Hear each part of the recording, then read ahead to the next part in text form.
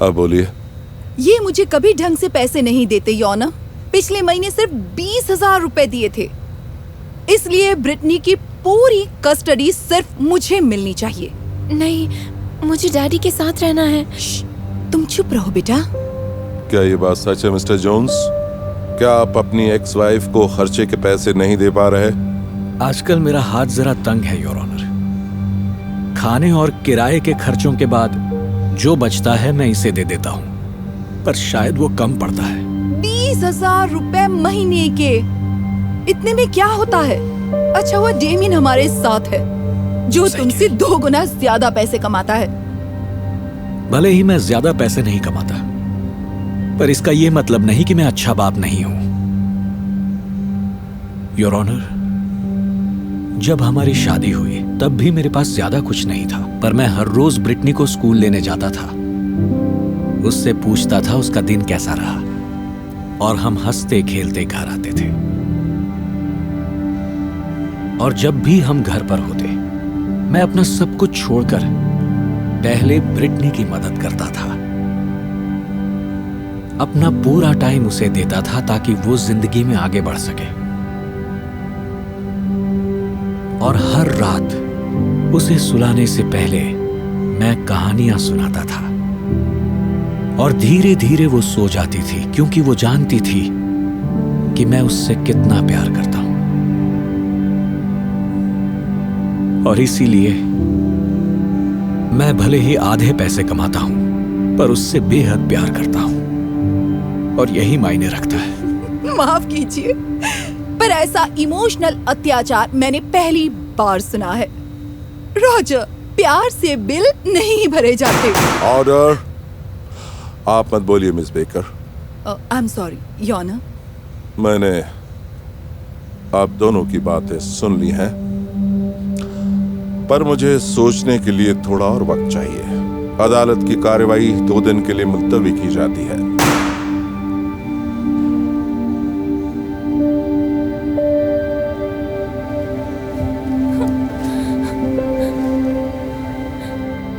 Daddy, मुझे आपके बिना नहीं रहना। मुझे भी तुम्हारे बिना नहीं रहना बच्चे। ब्रिटनी, मेरे पास आओ अभी, इसी वक्त।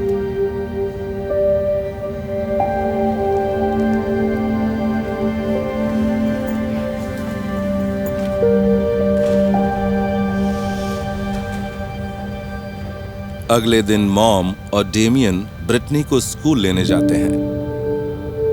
ब्रिटनी डेमियन को अपने दिन के बारे में बताना चाहती है, पर वो उसकी तरफ ध्यान ही नहीं देता। मॉम ये सब देखती है और सोचती है, रॉजर ऐसे में ब्रिटनी की बातें सुनकर उसे कितना खुश कर देता। घर आकर ब्रिटनी डेमियन से होमवर्क में मदद के लिए कहती है, पर उसके पास ब्रिटनी के लिए वक्त ही नहीं होता। मॉम ये देख लेती है, उसे याद आता है कि रॉजर बेटी पर कितना ध्यान देता था। उस रात जब ब्रिटनी को नींद आ रही होती है, वो डेमियन से बेड टाइम स्टोरी सुनाने को कहती है, पर वो मना कर देता है। ये देखकर मॉम उदास हो जाती है। अब उन्हें महसूस होता है कि वाकई ब्रिटनी को रॉजर से ज्यादा प्यार कोई नहीं कर सकता। और अगले दिन सभी फिर से अदालत पहुंचते हैं। Good morning everyone. Good morning योना। मिस बेकर, आज आपके बॉयफ्रेंड नहीं आए? नहीं, हमारा रिश्ता टूट चुका है। ठीक है। देखिए, इसमें कोई शक नहीं कि आप एक अच्छे पिता हैं मिस्टर जोन्स, लेकिन आपकी माली हालत को देखते हुए मेरा ख्याल है कि मिस बेकर को बच्चे की 100% कस्टडी देना सही होगा। अगर आप भी यही चाहती हैं मिस बेकर तो। नहीं, ऐसा मत कीजिए योर ऑनर। नहीं मॉम, मैं डैडी के बगैर नहीं रह सकती। मैं अपनी बच्ची के बिना नहीं रह सकता। माफ कीजिए, पर ये अब मिस बेकर के हाथ में है। मुझे इन्हें 100% कस्टडी देनी ही होगी।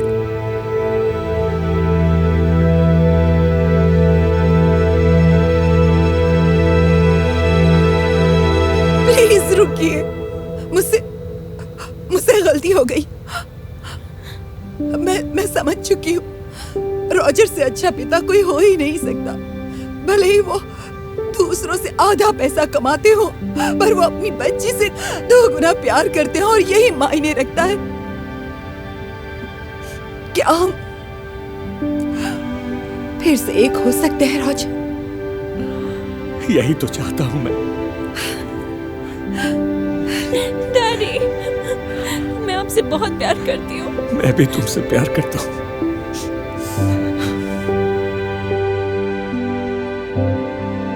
और फिर वो खुशी से साथ रहने लगे। स्वीट ड्रीम्स प्यारी बच्ची।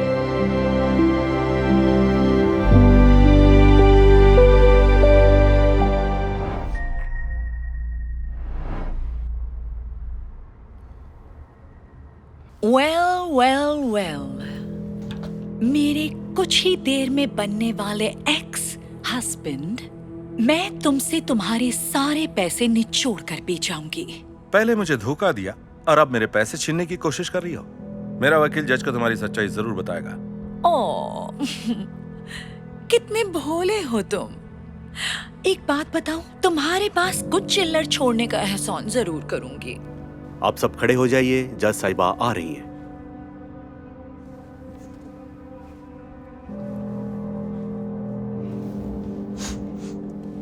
अभी आप बैठ सकते हैं। हम यहाँ तलाक की सेटलमेंट के लिए आए हैं। तो जनाब, पहले आप बताइए। योर ऑनर, इसने सिर्फ पैसों के लिए शादी की थी। शादी के बाद से ही ये मुझे धोखा दे रही थी। नहीं, ये झूठ है। मैंने कभी बेवफाई नहीं की और इस शादी के लिए जो कुछ था सब गवा दिया। नहीं, ये झूठ बोल रही है। ये पहले भी ऐसा कर चुकी है। योर ऑनर, सच तो ये है, इसने मेरा दिल और शादी दोनों तोड़े हैं।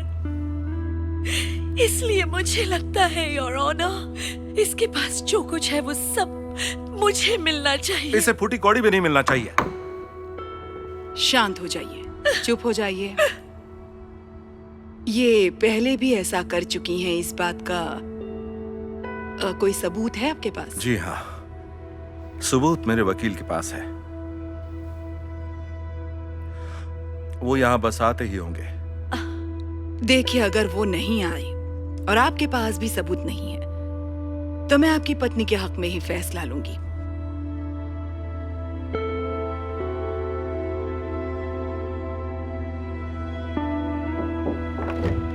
रुकिए, माफ करना योर ऑनर, मैं आ गया हूं। मिल्टन, तुम यहाँ क्या कर रहे हो? हेलो एंजेला, मैं इनका वकील हूं। आप एक दूसरे को जानते हैं? हाँ योर ऑनर, ये मेरी गर्लफ्रेंड थी और मेरे साथ भी ठीक यही किया था जो मेरे क्लाइंट के साथ कर रही है। मैडम, मैं वो दिन नहीं भूल सकता जब ये मुझे छोड़कर चली गई। हे बेब, मुझे शॉपिंग करवा सकते हो? मुझे वीकेंड पार्टी के लिए कपड़े लेने हैं। सॉरी, पर मुझे कल के लॉ एग्जाम के लिए पढ़ाई करनी है। ओके फाइन, मुझे अपना क्रेडिट कार्ड दे दो, मैं खुद शॉपिंग कर लूंगी। माफ करना, किताबें खरीदते खरीदते कार्ड की लिमिट खत्म हो गई है। पर मैं वादा करता हूँ, कुछ सालों में जब वकील बन जाऊंगा तो तुम जो कहोगी ला दूंगा। कुछ सालों में? मैं इतने साल इंतजार नहीं कर सकती। ठीक है, मैं जाकर चैट से पैसे ले लूंगी। चैट? रुको, ये चैट कौन है?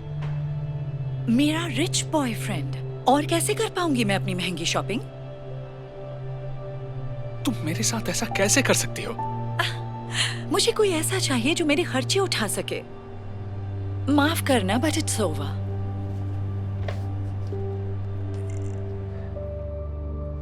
तो जिस तरह इसने मुझे धोखा दिया, उसी तरह मेरे क्लाइंट को भी दे रही है। मैंने एक जासूस को भी इसके पीछे लगाया था, जिसने ये सबूत ला कर दिए। ये तस्वीरें साफ साफ दिखाती हैं कि ये मेरे क्लाइंट के साथ चीटिंग कर रही है।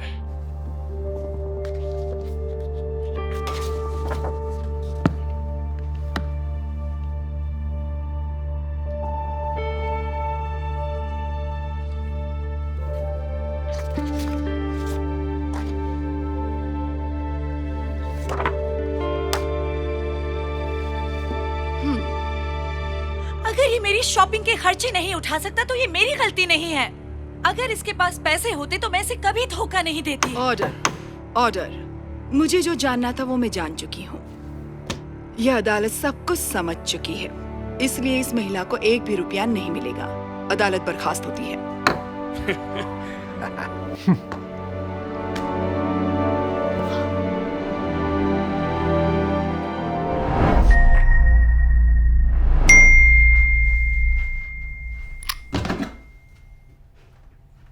हे हनी, जल्दबाजी में फोन क्यों रख दिया? ओह, बस ऐसे ही। सुनो, मेरी माँ की तबीयत फिर से खराब है, तो आज रात मैं उन्हीं के पास रुकूंगी। ओके? हाँ ठीक है, उनका ध्यान रखना। हाँ। लेकिन जाने से पहले देखो मैं तुम्हारे लिए क्या लाया हूं। ओह, तुम मेरे लिए गिफ्ट लाए हो बेबी। मुझे गिफ्ट्स बहुत पसंद हैं। ये है एक ब्रांड न्यू बैग, वो भी ज़ारा का। तुम मेरे लिए बैग लाए हो, वो भी ज़ारा से? इतनी घटिया ब्रांड के साथ तो मैं बाहर निकलने का सोच भी नहीं सकती। Okay okay, I am sorry, माफ करना। पर देखो, जैसे ही मैं इस कंपनी का वीपी बन जाऊंगा तो तुम जो ब्रांड पर हाथ रखोगी उस ब्रांड का ले आऊंगा। बिल्कुल डैनी, ये डायलॉग तो मैं सालों से सुन रही हूँ। ओह एरिका, जब मुझे प्रमोशन मिल जाएगी इस घटिया से फ्लैट को छोड़कर किसी पेंट हाउस में रहने जाएंगे। एरिका, एक दिन तुम जो चाहो वो डिजाइनर बैग्स ला कर दूंगा। सच बोला करो, तुम्हारे ये सपने कभी पूरे नहीं होने वाले डैनी।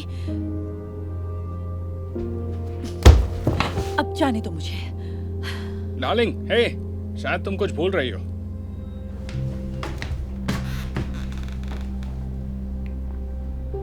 ये तो लॉन्जरे है। मॉम के घर जाने के लिए लॉन्जरे की क्या जरूरत? वही तो मैं सोचूं, पता नहीं ये बैग में कहां से आ गई। मॉम के घर इसे ले जाकर क्या करूंगी? तुम पक्का मॉम के घर जा रही हो, है ना? हाँ बिल्कुल। मैं तुमसे झूठ क्यों बोलूंगी? और जान, अगर हमारे बीच भरोसा ही नहीं तो फिर कुछ नहीं है। राइट? राइट। ओके, मुझे वापस ऑफिस जाना है। Love you. और हाँ, आई होप तुम्हारी मॉम जल्दी से ठीक हो जाए। ओके? हाँ। बाय।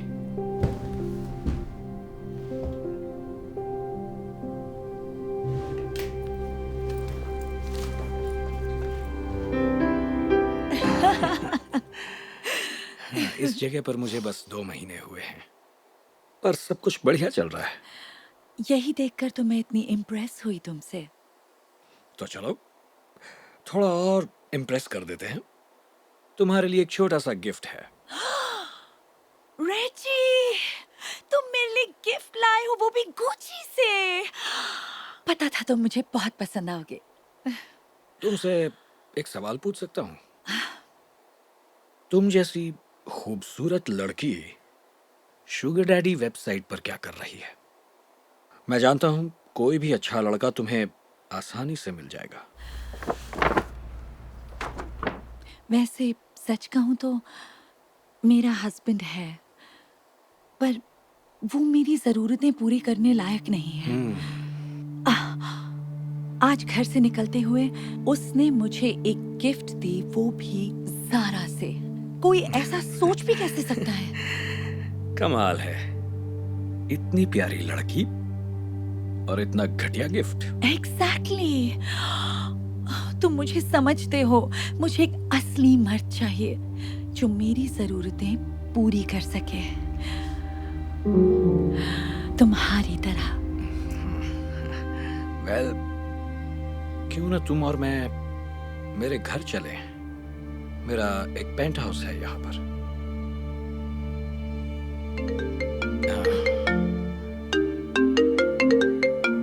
सॉरी।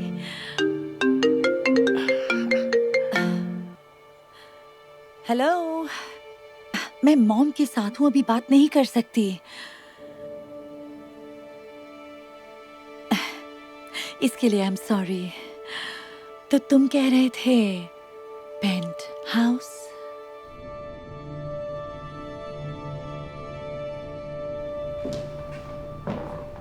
वाओ, तुम मेरे लिए डिजाइनर गिफ्ट्स लाते हो और तुम पेंट हाउस में रहते हो।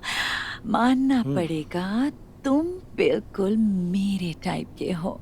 सच में? हाँ बिल्कुल, लेकिन उससे पहले क्यों ना मैं कुछ और पहन लूं, कुछ कंफर्टेबल। दरअसल इससे पहले मैं तुम्हें एक और सरप्राइज दिखाता हूँ। ओह, आई लव सरप्राइजेस। फिर से कुछ डिजाइनर है क्या? उससे भी बेहतर। मैं बस अभी आया।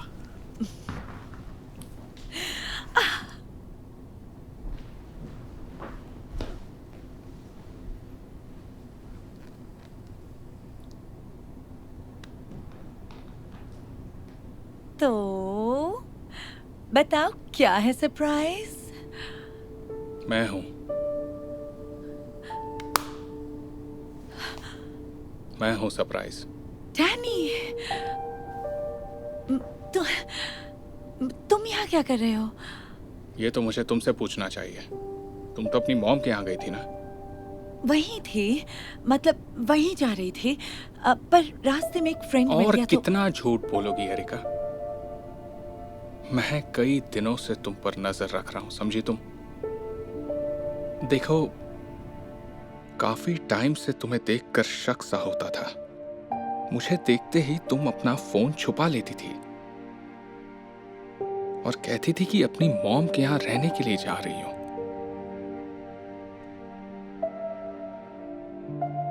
और एक दिन जब मैं जल्दी घर आया था, तुम्हें एक बहुत बड़ी खुशखबरी देने वाला था, लेकिन तभी मेरी नजर तुम्हारे फोन पर पड़ी, जिस पर एक मैसेज था किसी डैडी का। तब मुझे पता चला कि तुम एक डेटिंग वेबसाइट पर जाती हो। मैं पूरी तरह हिल गया था। मैं देखना चाहता था कि तुम मुझे धोखा दे सकती हो या नहीं। इसीलिए मैंने अपने एक दोस्त को नकली प्रोफाइल बनाकर तुम्हें मैसेज करने को कहा। मुझे देखना था कि तुम किस हद तक जा सकती हो। अब तुम समझ गई होगी कि रेजी किसी डेटिंग साइट पर मिला कोई अनजान आदमी नहीं है। वो मेरा दोस्त है और मुझे ये सब बहुत पहले से पता था एरिका। तो तुम बताओ मैं और क्या करूं डैनी? मुझे डिजाइनर चीजें चाहिए थी और रहने के लिए ऐसा आलीशान घर। मैं क्या जिंदगी भर उस घटिया घर में तुम्हारे प्रमोशन का इंतजार करती रहती? ओह, प्रमोशन! मैंने कहा ना, मैं तुम्हें एक खुशखबरी देने आया था।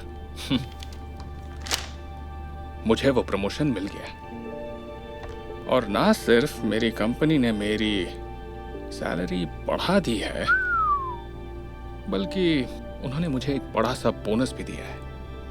सच में? इसका मतलब कि अब तुम बहुत ज्यादा पैसे कमाओगे? बिल्कुल। ओह, और ये वो गिफ्ट है जो मैं लाया हूँ। ओह, पर तब मुझे पता नहीं था कि तुम मुझे धोखा दे रही हो, तो तुम इसके लायक नहीं हो। सुनो ना, चलो अपने घर चलते हैं और बैठकर आराम से बात करते हैं। कोशिश करेंगे तो सब ठीक हो जाएगा। हमारा ही तो घर है, मतलब कि ये मेरा घर है। पिछले हफ्ते ही लिया था और मैं इसे तुम्हें गिफ्ट के तौर पर देना चाहता था, पर अब मुझे नहीं लगता कि तुम्हें इसकी जरूरत पड़ेगी। तुम यहां से जा सकती हो। नहीं नहीं, प्लीज मुझे एक और चांस दो।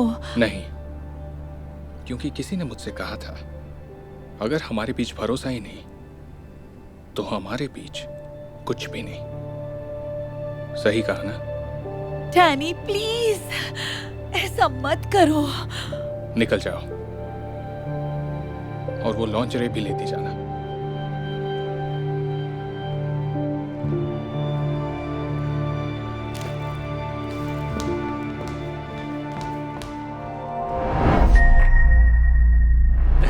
बहुत अच्छी लग रही हो। हे हनी, अपने बर्थडे पर भी इतनी देर तक काम कर रहे हो तो मैंने सोचा यही तुम्हारे। ब्रेंडा, ये कौन है? रिचर्ड, ये क्या चल रहा है? तुम्हें यहाँ नहीं आना चाहिए था ब्रेंडा। हम बाद में बात करते हैं, ओके? ये कौन है? मेरी पत्नी। पर उंगली में तो अंगूठी है ही नहीं।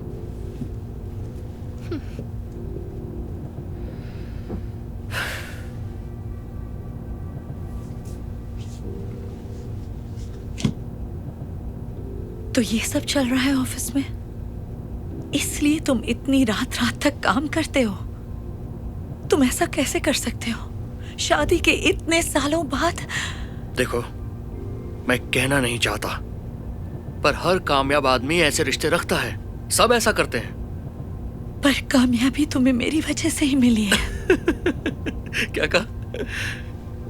ये तुम क्या बोल रही हो? तुमने मुझे कामयाब बनाया? हाँ, तुम भूल गए कैसे? याद है जब तुम अपने बिजनेस की शुरुआत कर रहे थे तब रात रात भर तुम्हारे साथ कौन जागता था? हे हनी, तुम्हारे लिए कॉफी लाई हूँ। अब तक जाग रही हो? तुम्हें सो जाना चाहिए था।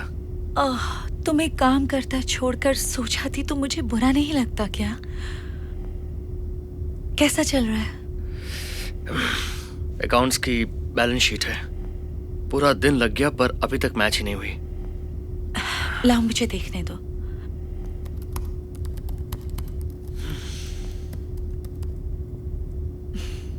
मैच हो गई? हो गई? इतनी जल्दी? और मैं कब से इसी काम में लगा हुआ था। अपनी जान के लिए कुछ भी करूंगी। तुम नहीं सोओगे तो मैं भी नहीं सोऊंगी। Thank you so much. और फिर वो टाइम भूल गए जब तुमने पैसे खत्म होने पर हार मान ली थी? एक और बिल? अब इसे कहां से भरूंगा मैं?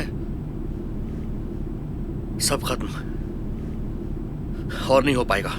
ये बिजनेस मैं और नहीं झेल सकता। क्या? नहीं, तुम अपने सपनों को ऐसे नहीं छोड़ सकते। तो और क्या करूं?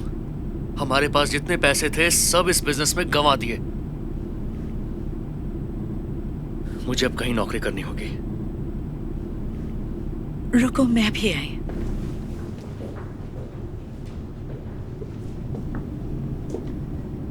ये लो, ये तुम्हारे काम आएंगे। इतने पैसे? इतने पैसे तुम्हारे पास कहां से आए? मुझे पता था पैसे खत्म हो गए हैं तो मैंने शादी की अंगूठी बेच दी। मुझे उसकी जरूरत नहीं है। तुम्हारा प्यार ही मेरे लिए काफी है। मैं कभी नहीं चाहूंगी तुम अपने सपने छोड़ दो। तुम्हारे सपने मेरे भी तो सपने हैं। इतना सब कुछ मेरे लिए?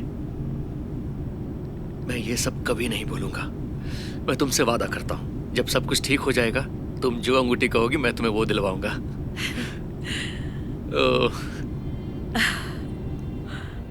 अब समझ आया। मैंने अपना सब कुछ तुम्हारे लिए लुटा दिया रिचर्ड, और उसका ये सिला दे रहे हो तुम। तो तुम्हें क्या लगता है इतनी मेहनत करने के बाद, इतनी कामयाबी के बाद मैं पहले जैसा ही रहूं? मैं अब एक सीईओ हूं। मुझे कोई चाहिए जो मुझे खुश रख सके। तुम जैसी बूढ़ी और थकी हुई नहीं चाहिए मुझे। मुझे माफ करना ब्रेंडा, सब खत्म हो गया है।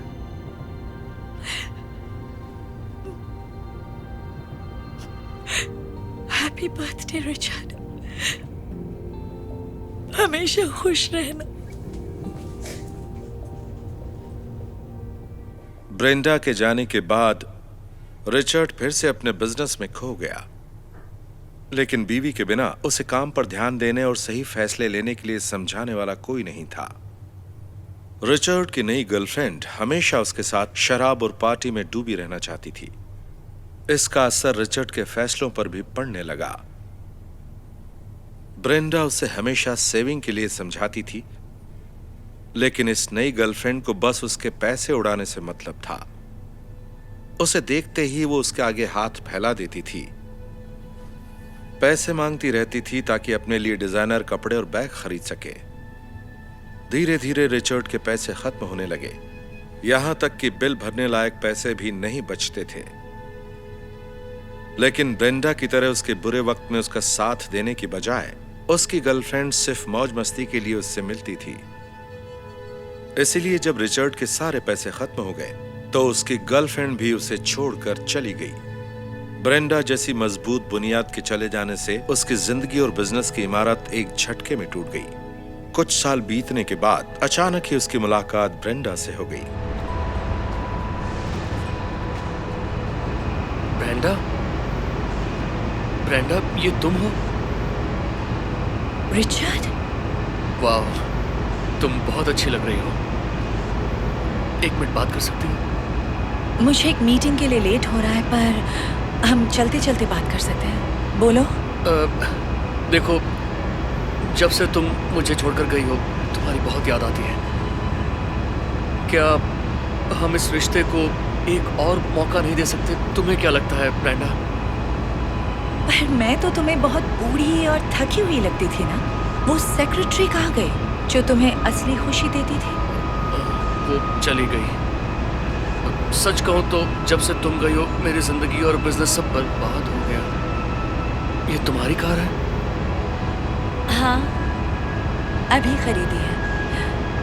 जब तुमने मुझे धोखा दिया तो मैंने अपना बिजनेस शुरू किया और आज यहाँ तक पहुँच गई। ये तो बड़ी खुशी की बात है। तो क्या लगता है तुम्हें, क्या हम फिर एक हो सकते हैं? देखो, तुम्हारी बात मुझे अच्छी लगी, पर मुझे नहीं लगता अब कुछ हो पाएगा। ब्रेंडा, तुम कितनी बदल गई हो। इतनी मेहनत और कामयाबी के बाद बदलना तो लाजमी है ना? Good luck.